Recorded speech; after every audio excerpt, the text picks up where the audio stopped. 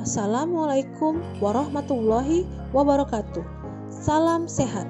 Saya Dr. Mutiara Balkis dari UPT Puskesmas Rawat Inap Ome akan memberikan informasi vaksinasi COVID-19.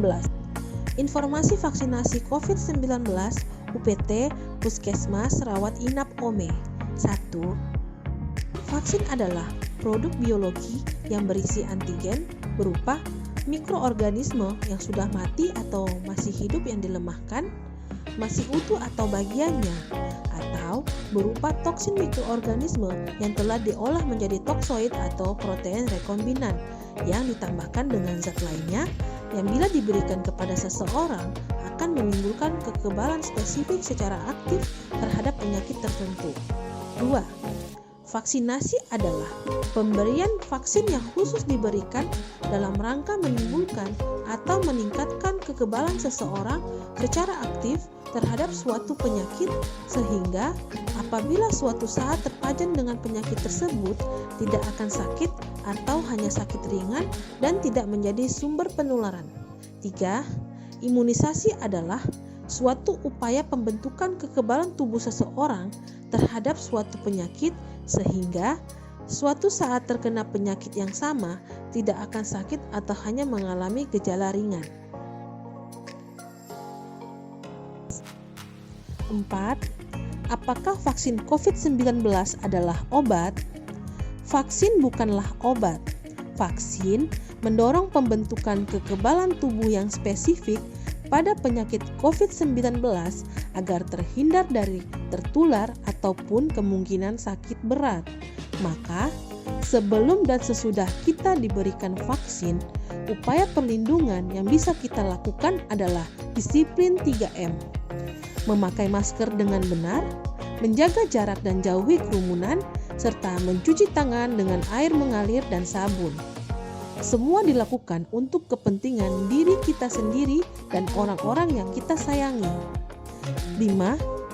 Apakah vaksin COVID-19 halal? Komisi Fatwa Majelis Ulama Indonesia atau MUI Pusat pada tanggal 8 Januari 2021 menetapkan bahwa vaksin COVID-19 produksi Sinovac yang diajukan proses sertifikasinya oleh PT Bio Farma adalah suci dan halal. Hal ini disampaikan oleh Ketua MUI Bidang Fatwa Kiai Haji Asrorun Niam Soleh pada hari Jumat tanggal 8 Januari 2021.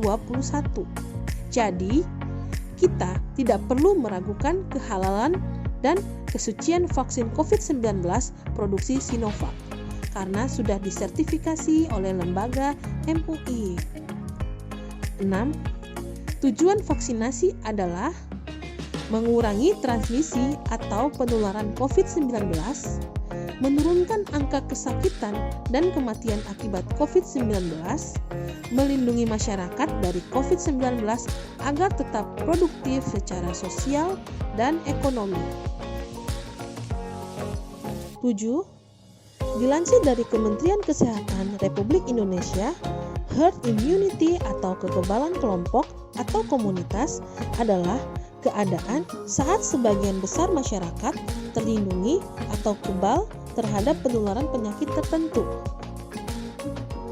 Nah, ini saya berikan contoh herd immunity atau kekebalan kelompok. Nah, ada sebuah gambar ini di mana yang biru merupakan orang sehat yang tidak ikut imunisasi, yang kuning orang sehat ikut imunisasi, yang merah orang sakit tidak ikut imunisasi.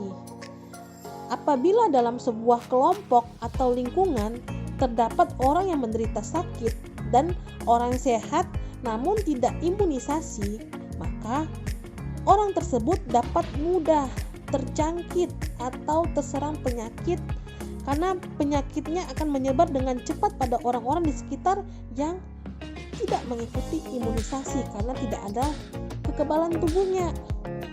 Kemudian, jika sebagian orang mengikuti imunisasi, apabila terdapat orang yang menderita sakit di sekitar kelompok atau lingkungannya, maka penyebaran penyakit mulai terhambat karena terdapat orang yang imunisasi sebagian.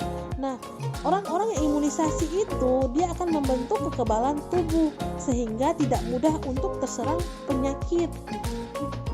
Dan jika sebagian besar orang sudah mengikuti imunisasi, apabila terdapat orang sakit yang tidak imunisasi di sekitar kelompok atau lingkungannya, maka penyebarannya itu akan sangat terhambat dengan drastis karena sudah sebagian besar kelompok orang memiliki sistem kekebalan tubuhnya. Jadi dia kebal terhadap penyakit karena sudah ada antibodi. Nah, di situ akan mengurangi penyebaran terhadap sebuah penyakit dan dapat melindungi orang di sekitar kita yang memang tidak bisa diimunisasi. Jadi itu pentingnya herd immunity atau kekebalan kelompok dengan cara diberikan imunisasi. Herd immunity akan terjadi ketika begitu banyak orang dalam suatu komunitas menjadi kebal terhadap penyakit menular sehingga penyebaran penyakit itu melambat atau berhenti. Melansir laman Heartline, herd immunity dapat terjadi dalam dua cara, yaitu banyak orang terjangkit penyakit ini dan pada waktunya membangun respon kekebalan terhadapnya atau kekebalan alami. Banyak orang divaksinasi terhadap penyakit tertentu untuk mendapatkan kekebalan. Dalam kondisi saat ini, herd immunity mungkin bisa terjadi, tetapi berharap itu akan menyelamatkan semua orang dianggap sebagai hal yang tidak realistis. 8. Apakah terdapat reaksi pasca vaksinasi?